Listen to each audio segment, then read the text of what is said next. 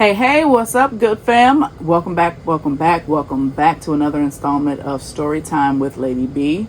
I am wanting to talk to you all today about those pushy moments when you have to make a decision, and guess what? It's almost like it has to happen right now. There's no waiting, there's no time to think, there's nothing but make the decision now. There's this pushiness, almost like a used car salesman, right? And that's happened to me time and time again. But what I've learned over the years, that is not God. That is not God. That is not God. That's not God pushing us like that. God is gentle. Now, yes, he can be vengeful. He can be wrathful. He has all of these other sides, of course. But that is not how God handles us. So let me just break it on down, right? So time and time again, I've been in situations where I felt like I was pressured and I had to do something like right then. And many of those times I can remember and recall that things just went completely left when I fell prey to it. Especially during the time where I wasn't exactly keen on saying no to a lot of things, mainly for my own reasons. Like I've told you all before, that I have dealt with rejection in my adult life stemming from my childhood. But even with that being the case, rejection or not, the point is that when you are feeling pressured to do something, I want you all to take away from my example that that's usually the enemy pushing. That's usually something you need to take time for. If anybody's pushing to have a thing done, or pushing you to make a decision, pushing to get you to do something you hadn't had time to think about, that pushiness is usually to get you to do something before you have time to think about it. That's literally exactly what it is. And usually it's the enemy behind it. So what happened to me when I was in this time frame of my life before realizing that this was the enemy dealing with me? Let's just use this simple example. One of those times was my daughter really wanted some ice cream. One of my daughters, right? And I had no desire. There was nothing in me that said, go get her ice cream. However, she just kept pushing and she kept pushing and she kept pushing, kept trying, kept pushing, kept trying, kept pushing. And I was so fed up, I just said, fine, forget it. Get in the car. Let's go. Of course she was happy. She's getting ice cream, That's not how I should have rewarded that. Of course, that's not a great example of parenting, but that's not what we're talking about right now. So anyway, I ended up telling her to get in the car, and I'm driving down the street and we're going to get this ice cream. And I pulled up to the red light. I have this inkling to turn left. Do I turn left? Of course not.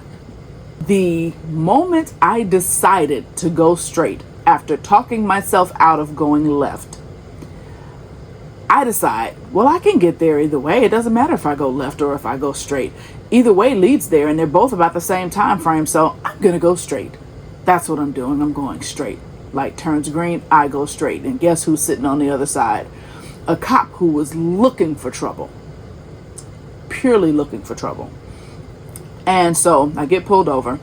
Now, I got to throw this out there. At the time, I was driving, a 2006, I believe, Kia Spectra. All right. Now, if you know anything about cars, that's not exactly a fast car. Just going to say that. And I get pulled over. Let me just say, I pulled off, got across the light, and before I could even reach the next block, I was being pulled over. And the cop has the nerve to tell me you were speeding. And I'm thinking, how fast do you think this car is? I just pulled off from the light. The light is right there. Are you serious right now? I couldn't even get up to speed barely. And you're telling me I'm speeding. You are lying through your teeth. How do you prove that, right? So I decided not to fight with him because he was clearly on one. And he was not backing down. Didn't look like I was going to win that fight in that moment. So I just took the ticket. That was the most expensive turn left disobedient moment that I have had. in terms of immediate reaction. Like literally, had I just turned left, I would have avoided that entire situation. And not to even mention the fact that I shouldn't have been out there in the first place.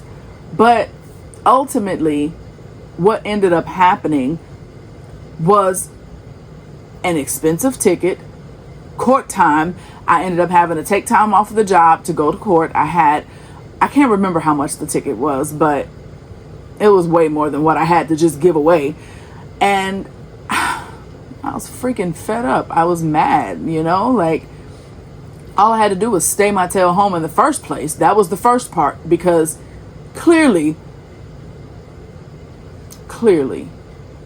had I stayed home, none of it would have mattered. But here's the Lord trying to protect me, trying to look out for me while I'm out here being manipulated. And I'm out here. All I had to do was turn left. Nope. Ran right into the trap, And so I went through that ordeal for, I don't know, maybe two months or so.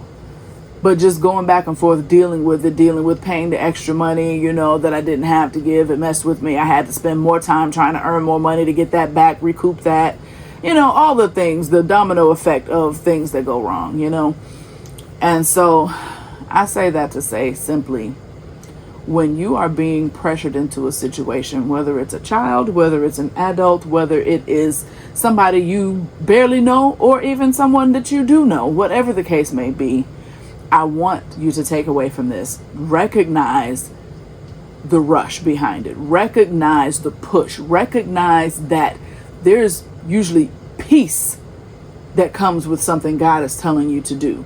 Not rush. Oh my God, you got to do it now. And there's no time for you to even collect your thoughts, let alone think it through. And I really want you all to take away from this that when we are in those situations, it's okay to take a moment to pray. It's okay to take a moment to breathe, because there is not that much FOMO in the world, the fear of missing out. Like, no. There's usually a reason behind it. And I used the example earlier of a pushy car salesman, because usually when they're trying to get you to go ahead and make the deal, go ahead and sign the papers now, go ahead and let's do this, let's do it now. That thought process, what's behind that is they're trying to get it done and get you to sign the contracts before you have a chance to change your mind. Because once you go home and think about it, once you go home and talk to the spouse, once you go home and talk to your partner, they know that they've 90% of the way lost that sale. That's point blank period, And so that's the bottom line, is that is not God pushing. That is not how he operates at all whatsoever. And it took me a long time to realize that. So hopefully you guys can recognize some of those things in situations that may have happened around you, or unfortunately maybe to you. But I'm putting my lessons out there so that maybe it'll catch somebody beforehand. I just want the lesson to be out there. That's not how God operates. And if there's pushiness like that, that is your cue to just take a moment. That's your cue. Take a moment, step back, think about it, pray about it, pause. What is this person really trying to do? And sometimes, as I stated, it's the enemy trying to move on his own agenda, and the person may not even know that that's what's happening. They may have been just a pawn or token in a situation. So that's what I have. That's all I have for today. Hopefully you guys get the point. Hopefully my lesson can be somebody's blessing. And man, just take a moment to pause, pray. Mine was with my daughter, and it cost me an ice cream trip that I should have said no to. Cost me a couple $100, all because even on top of the fact that I should have just stayed home, the Lord was trying to protect me and guide me, and I still didn't listen. So there's that. But I hope you all have gotten something from today's talk, and I love you guys. I'll see you on the next time. Peace. Bye.